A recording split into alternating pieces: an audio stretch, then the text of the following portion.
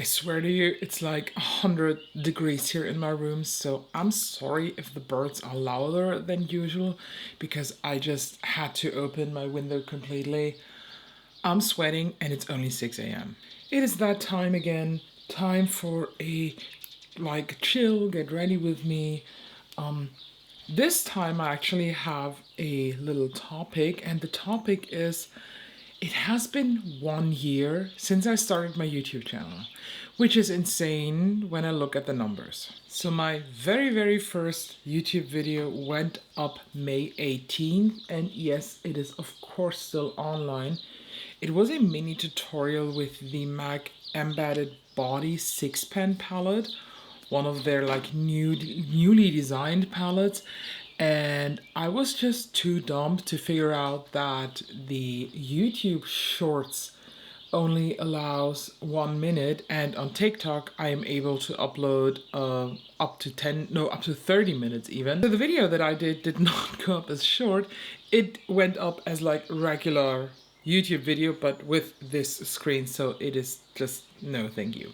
I mean, I could totally delete it, but for some reason I kind of don't want to, because why? Why should I? It's my first. It has some certain nostalgia. I don't know. Would you delete that video? Let me know. Have you watched the video?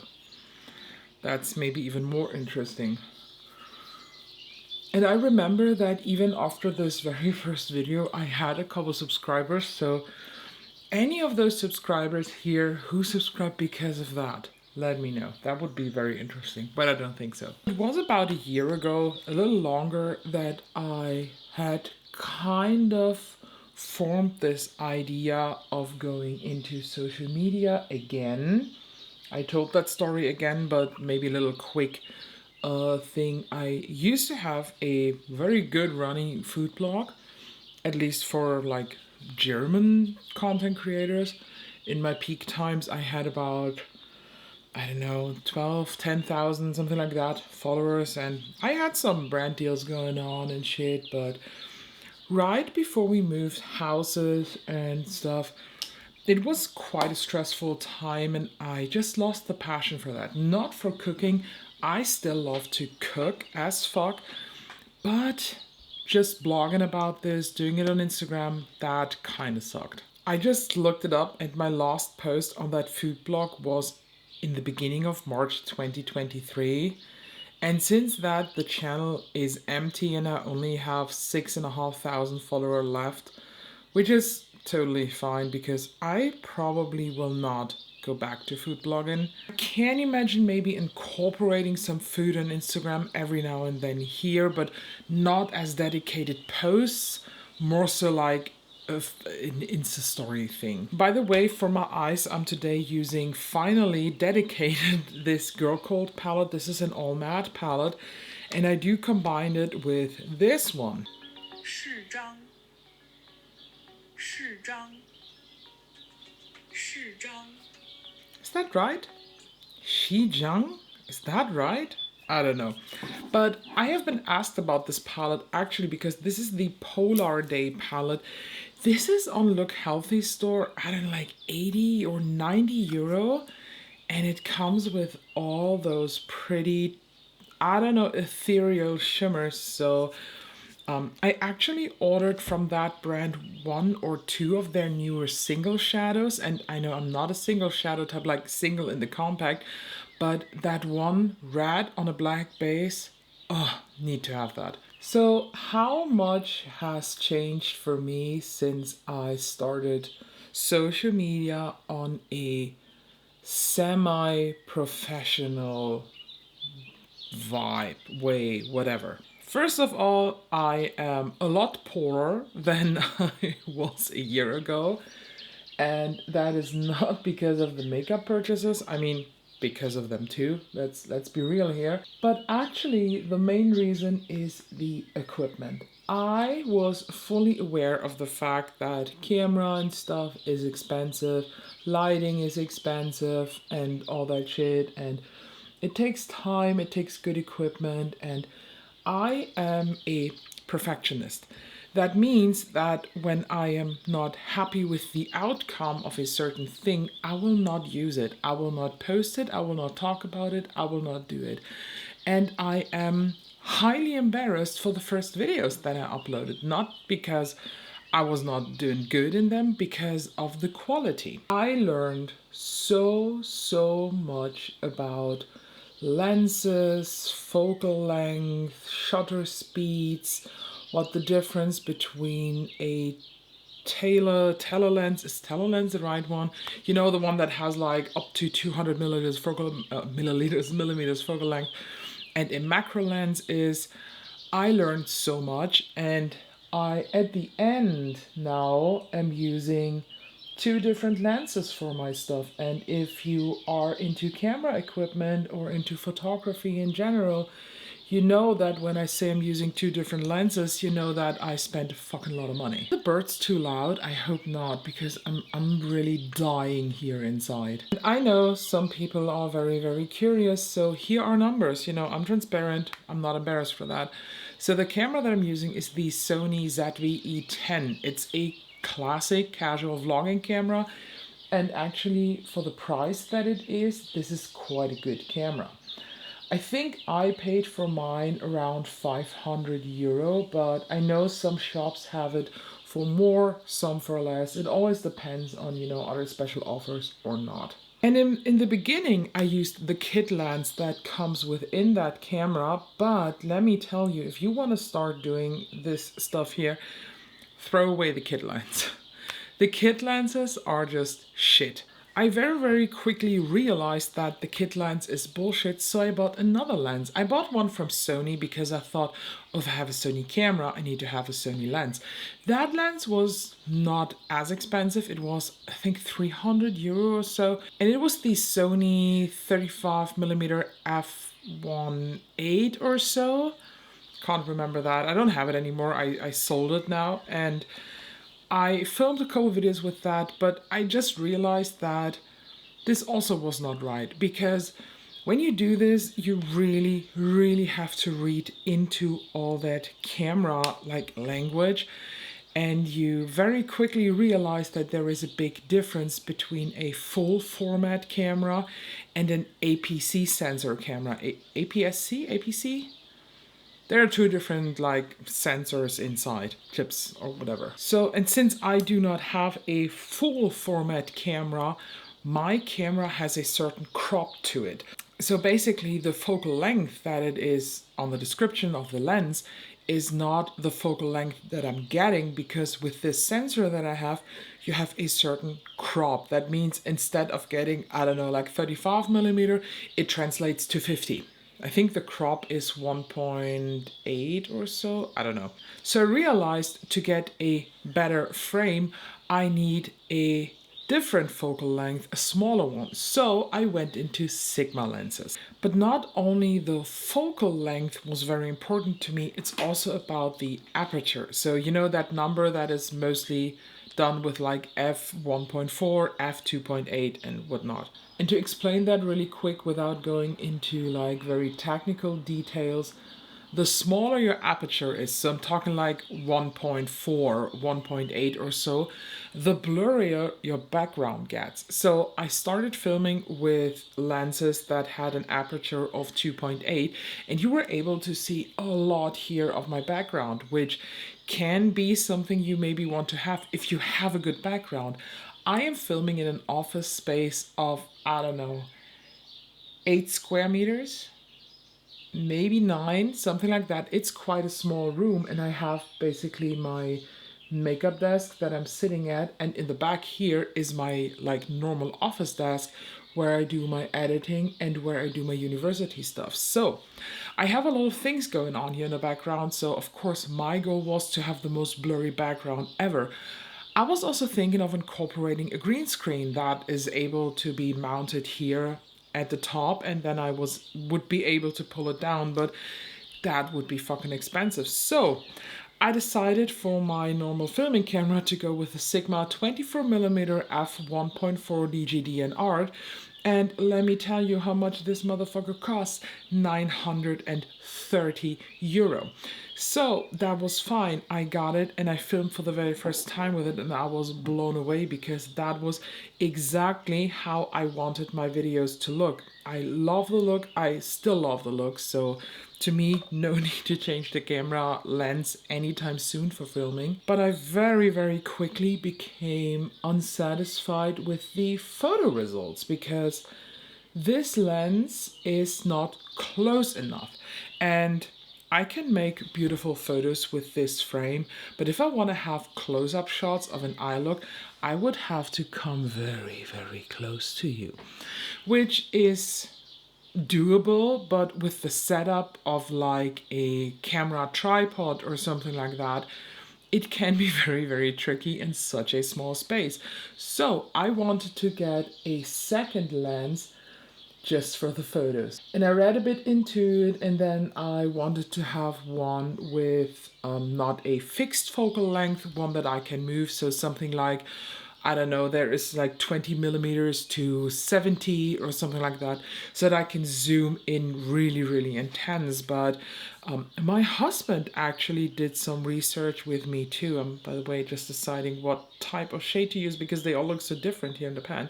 And he then said, well, what about a macro lens? Is that not what you want to have? And I read into that macro thing and I got lost in all the different focal lengths and what the difference is between macro and not. Can I use this certain lens with my type of sensor in the camera?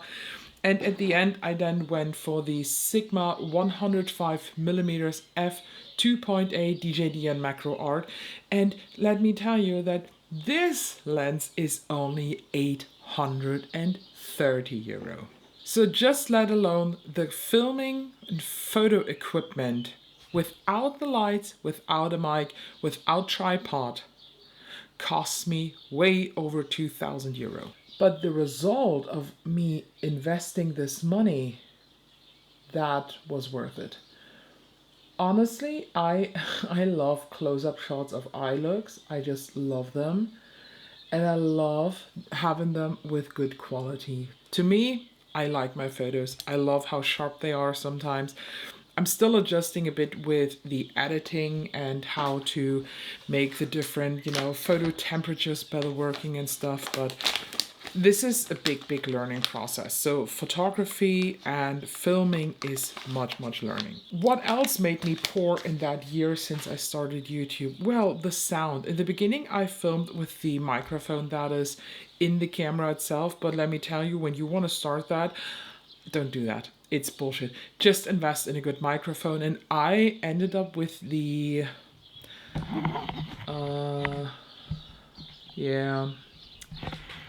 It's this one. Hello, I'm very, very close now. I think this is the Rode VideoMic Pro 2. But I tried different microphones. From very, very cheap ones to the... I think Lavalier is the name that you just clip here. You know, that annoying little microphone that annoying little TikTokers are holding like this, and then they speak like that to the microphone. I'm like, what the fuck? It's supposed to be clipped here, but well, that's a different story. But that all didn't work for me. I kind of didn't like the sound, and at the end, I just invested in that more expensive microphone. I think it was over 200 euro, but honestly, it was worth it. I'm still sometimes figuring out how to position the microphone, because this is just a certain type of microphone that only records sound in a certain channel. If you can draw from that microphone, it would be like that. And if you sit outside these, you will not have a good sound. I love how I struggle with this description, because this is far, far out of my English comfort zone now, because I just read all that shit in German and not in English. And when I started filming, you might have seen in some of the videos my ring light reflecting in the eyes and maybe in the glasses when I wore them for swatch videos or so. And in the beginning, I had a really complicated setup with a tripod that was kind of stuck behind the desk. But since I actually do not have a lot of space behind that desk, it was more, I don't know, like forced in there, and it didn't fall over because of the limited space. And in between that, I had kind of tangled a big ring light and then a, you know, those split light with the lighting arms, and it was just a wild setup. And at one point in the beginning actually of this year, I wanted to change all that setup because I really was not happy with it, and I felt that it was super messy and it was not giving me the results that I was looking for. So I ended up buying a 180 euro newer tripod that had flexible arms and shit, and I just realized when I got it that I was not able to mount this behind the desk because it was way too bulky, and I cannot recommend the shop Newer, although I do have equipment now from them, but they were not willing to take it back, and they said, yeah, not our fault that you didn't measure right. So I kept it now and I use it to film, you know, overhead shots or so. But I ended up then with a tripod that can be mounted here to the desk. So it's stuck to the desk, and then I added one extra camera head here on top so that I have a good rolling thing just there, so that I can just flip the camera from this format to this format. I'm so struggling with words. That one, by the way, that desk mount tripod was not as expensive. I think it was like 70 euro or so. And it is very sturdy, so it was definitely worth the money. But now with the new tripod situation, I also wanted to have new lights, and I always, when I see other creators doing videos, especially on Instagram, they do not pay attention to that you can sometimes in the background see their setup. And I saw a video from Morgan Turner because her lighting is really, really good. I love the way she lights up her whole setup. But I also know that I'm not able to copy that setup because I then started to read into lighting, and I just read the very classic 3-point lighting. You can Google that if you want, but 3-point lighting is basically one face light directly in front of you, then you have one angled at you, and then you have one light in the back. Because of the space here, I had to kind of change that up. So in the back here, I do have a LED strip that I bought from Amazon for like 20 bucks. And left and right, I do have lighting panels. So one also from Newer, I think it's the 15-inch one, like very, very big. And these just gave me such a good lighting result. I love them. But this whole lighting equipment was, I think, around 300 euros. So we are at 3,000 euro just for this. How do I feel, you want to ask? Shocked. For whatever reason, I never, did the math like that today. But that is not everything you need, because, oh my God, because you also need editing software. And I am, I'm a Mac user. I love that. So I went for Final Cut Pro. I don't know what the full Final Cut Pro costs, but as a student, I was able to get the full professional bundle for less than 200 euro. So I have Final Cut Pro, Logic, what's the other one? I don't know. There are like 5 pro products in there. Okay, I just looked it up. It was 230 euro, and it's the Apple Education Pro bundle that has Final Cut Pro, Motion, Logic, and 2 other products. And honestly, aside from Final Cut Pro, I haven't used any of them. But Final Cut Pro, let alone, I think is nearly 300 euros. So that's a good deal. So you might ask now, Ella, why the fuck do you tell us this? I have now a year here on YouTube. I've been here now for a year. In that year, I accumulated so many subscribers. Others need, I don't know, maybe 2 years, no, over 2 years for this. And I hit my 1,000 after like 10 months or so. So I'm not telling you this to brag or so, because please do not take this in a braggy way. I'm honest with you, I went into depth for this. I did not have the 3,000 euro like laying here ready to be spent. But I'm chasing a bit of a dream, and I always learned, oh, by the way, that was my stomach. I always learned that you have to invest something to achieve it.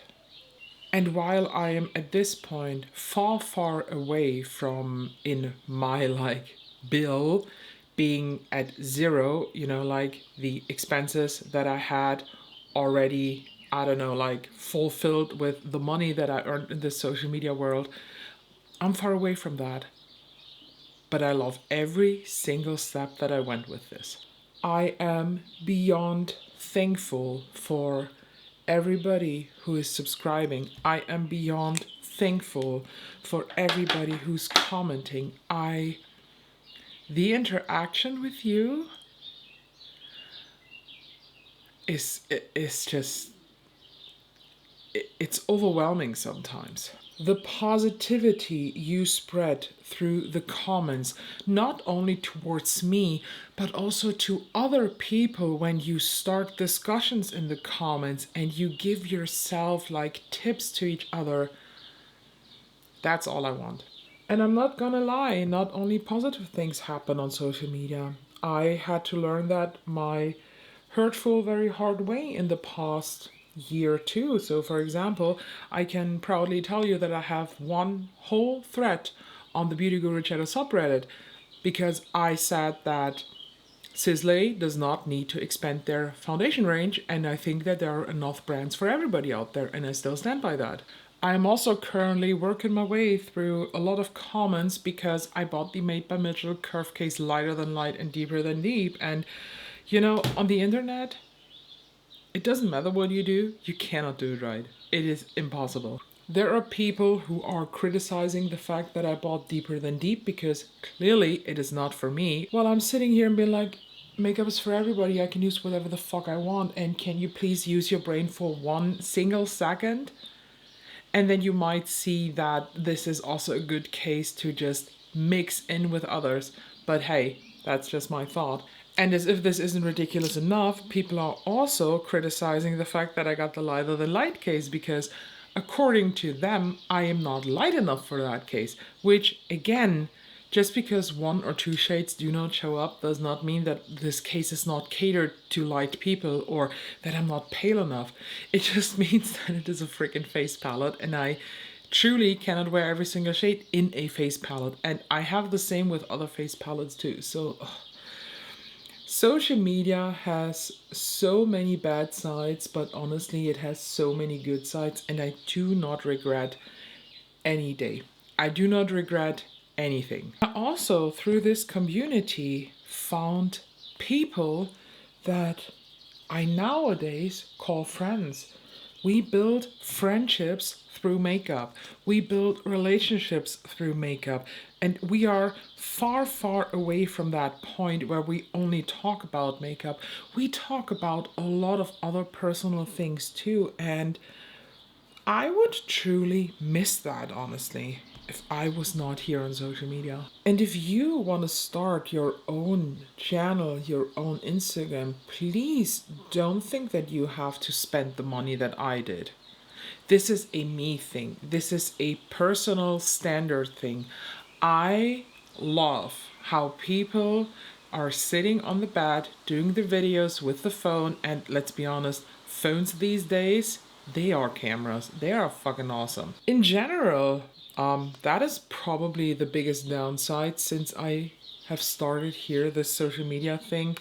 I cannot watch beauty YouTube anymore. I watch certain people mainly that I know to support their views. I comment on their videos to support them if I don't forget it. But I do my very best to support basically the people that I know in this community. But I just cannot watch some creators anymore. And also this whole community of I have to sugarcoat, I have to crawl up brands' asses just to stay on their PR lists. I don't get that. I always stand for that. I can still criticize a product without bashing a brand. And one of the biggest like examples I always take is Gloss Gods. I love Gloss Gods, but neither the neutral palette that they just brought out, what was it called? Golden? No. the last one they released, that was just not for me. So I didn't pick it up. If I would have gotten this as a PR package, I also would be honest and say, hey, this is just not for me. Same with What's the Power palette. I decluttered mine because it is not for me. I am not a fan of these pastel tones, but I'm still affiliated with them. A negative review is as helpful as a positive one, and I just cannot stand this overly sugar-coated review culture with some of those bigger YouTubers. I can't. And if I ever start to behave like that, if you remember, there is a deal with two girls actually, and if I start to act like this, they will visit me in Germany and bring a dead fish and just slap me in the face with that. It's a very, very good example how helpful a bad review can be is in my Charlotte Tilbury fragrance review. I gave the Euphoria scent one of the worst reviews I have ever done in that community because it is such an awful scent. And I got a comment underneath and someone was writing, hey, I just realized that that type of lady that you described is me, and the type of scent that you described is absolutely up my alley. It is helpful. And then they also wrote that what I liked about the other scents with the leather and stuff, they hate as fuck. So you see, it is just helpful. Very, very helpful. And the other way around too, in my Narimi video, I got a comment, someone saying that what I described about the Narimi shadows is what they absolutely hate. So they will not pick up these. And that is just so fucking helpful to know. I have also learned that I need to plan and actively do breaks from that social media because you just have to imagine, since I'm not doing social media as full-time job, I basically do this as my second job. So I have my full-time work, I have the social media thing, and on top of that, I am still a student and I am studying.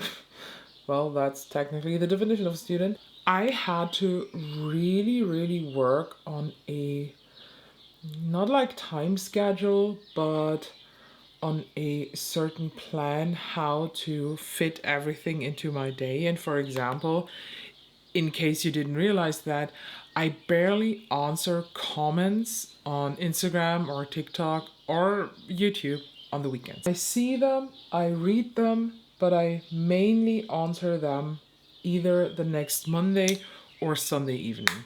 I just need to actively say, okay, I'm not doing this, because at the end, this is work time. I had a very interesting talk with a friend lately about YouTube and spending behavior, and she asked me a question that, oh my god, my brows look so horrible. That was not the question, but she asked me that kind of uncomfortable question. Do you ever buy makeup just for the purpose of reviewing it? Even if you know that you will not use it afterwards? And the shocking answer is yes. Well, maybe it's not that shocking to you, but to me it kind of was. What is going on with my brows today? They look freaking ridiculous. I'm honest with you, one of those items is actually the Natasha Denona Golden Palette. In my dupe that video, I said I will not buy this, but honestly, today, I'm filming this on June 3rd. So the palette launches in 2 days. I am not sure. I am not sure if I can stand that, because I know in my head, I will not probably grab this after I did the review. But, I dropped my brush, but I know that it will give me a good view. By the way, thank you to my dear friend Lisa. She recommended me after I said in a video that I do not see any of the RMS new bronzers fitting me, that I should try Beach Walk Betty, and you were so freaking right. I love that bronzer. The cool thing is that with a lot of products that I bought for review purposes, I fell in love with them afterwards. For example, the Natasha Denona Xenon, I 100% bought for review purposes. I do have these colors. I mean, it's a cool palette nonetheless, but definitely review purpose, and I fell in love with it. I think this is a great palette. My favorite Natasha Denona one. The Charlotte Tilbury scents. I bought them for review purposes mainly. I just saw that the Natasha Denona Golden app will be available on the Sephora app, also in the EU, actually today when I'm filming this. So place your bets in the comments.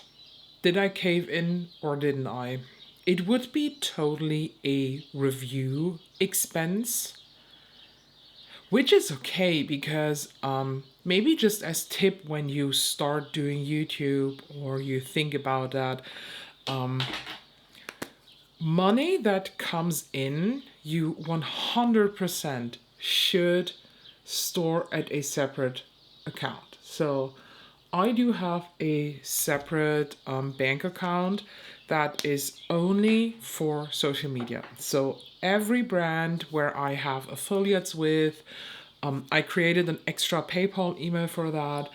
YouTube, for example, has this bank account and nothing else, because the money that goes in there, first of all, you definitely should leave a certain amount of money on that bank account, because depending on how big you are, you have to pay taxes. Here in Germany, I am far, far away from having to pay taxes for that income, because I have a certain amount of money that I need to get in a year, and that is 22,000 euro, and I am very, very far away from that. For example, in June now I will get my very, very first YouTube money, and that is the payment from March to end of May, and that will be 104 euro. When you are monetized on YouTube, there is a certain limit you just have to reach before you get the first payout. And for me, it's 70 euros. So whenever I reach that 70 bucks in a month, it then gets to a payout when the month is over. For example, that money goes into my second bank account, and it would be totally fine to just pay with this money a new item. So my goal, by the way, is at some point that I will not have to spend any of my, personal money from the other job. And maybe I can at one point finance my makeup through the income that I do with social media. I will also get I think nearly 3-digit payout from Look Healthy store from 2 months, because you just bought so much stuff with my code. It is absolutely insane. And this is also something that is a bit pressuring when you do this, because I am fully aware when I buy something out of the recommendation of a YouTuber that there is still a risk that I don't like that. It's normal. But in my head, I am so afraid that somebody doesn't like my recommendation that I really sometimes have to sit down and be like, okay, Ella, chill. When they don't like it, they will either not tell you, or they will just accept the fact, hey, we are all different humans. That's why I try to be as detailed as possible when I do reviews. That's why I try to compare so many items with each other in texture, in shade, in whatnot. That's why I do not sugarcoat, because I could not live with the fact that I told a lie about the product and then people spent their hard-earned money on it. It's not that makeup is super cheap, and I'm in the luxury and indie department here. So of course my makeup that I use and recommend and test is not cheap anyways, but even when we look at the drugstore, like what costs a L'Oreal foundation these days? Honestly, 20 euro? Come on. What was that one NYX palette? It was 1 or 2 years ago. Was it an Avatar palette? It was 50 bucks. A NYX palette, like, come on. So it could be the case that sometimes my reviews are a bit too long and you are bored, but I like to go into detail so that you know everything you need to know. And I'm always very, very thankful for tips. So for example, in my first dragon review, you know, that long dragon palette, that is over 200 euro on C Beauty Mall. I got comments with the first video that they were very disappointed in me not sharing the swatches, and I didn't do swatches because, well, first of all, I was lazy, and second of all, it is very time consuming to swatch 32 eyeshadows, but that is such a important feedback to me, that you are just wishing for swatches. And so I do take that extra 10, 15, 20, sometimes 30 minutes, depending on what I'm reviewing, to swatch things for you. And one thing you might notice, I am not a swatch content creator. So for example, my swatches will never hold up to the quality of a Millie, you know, Bad to the Brow, or who else does cool swatches? I don't know, she's the first one that came to my mind. So sometimes my swatches are ugly, sometimes they're like cricket, they're like weird, but they're helpful. So what is now the point of the video? I just wanted to like recap the past year, be thankful, and maybe give some tips. You know, I'm not a professional, I don't do this full time, but there is something I probably do very, very right when I just look at my growth, because that is insane. That is truly insane. And that, I'm pretty sure, has not a lot to do with equipment or so, or with money that I just spent in makeup. That has to do with integrity and honesty. And when you want to try out social media, when you want to start your own channel, but you are like, oh, I need to have this and that. You don't need to have this and that. I here inside my heart and brain, because I'm crazy, I needed to have this. The only thing you need to have is integrity. Don't let a society opinion bend you and break you. Just be who you are and be your very, very best own self. Be open-minded, create a community that is open-minded, and just create a safe space around the internet that you want to live in. So let's end the video because I now have to head off to my other job. Thank you so, so much for being here. Thank you so, so much for giving me your wonderful, precious, valuable time. Thank you for all the minutes that you just give me to not only watch the videos, but to also comment my videos, to contact me through Instagram DMs. It's just, I feel very, very well surrounded by amazing people here in this community, and I hope you feel too. So thank you for watching. Please make sure you subscribe, comment, like, you know, engagement thing. And if you don't know what to comment, comment ethereal. So thank you so, so much for the past year. I hope many years will come, and I see you in the next one.